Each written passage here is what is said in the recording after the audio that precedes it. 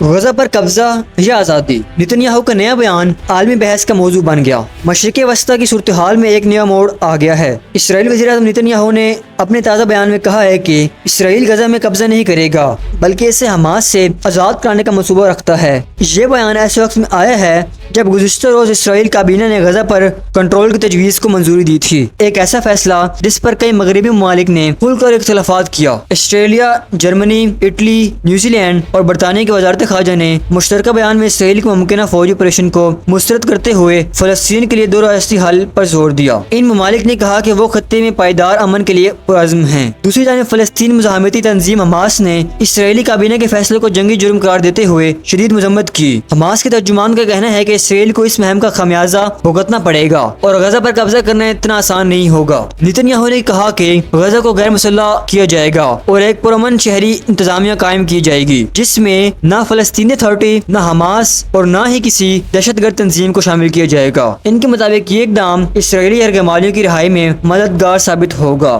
یہ نیا بیان اسرائیل کی حکمت عملی میں تبدیلی کی نشاندہی کرتا ہے، لیکن سوال یہ ہے کہ دنیا اس منصوبے کو قبول کرے گی یا مزید کشیدگی بڑھے گی؟ اپنی رائے کمنٹ میں ضرور دیں۔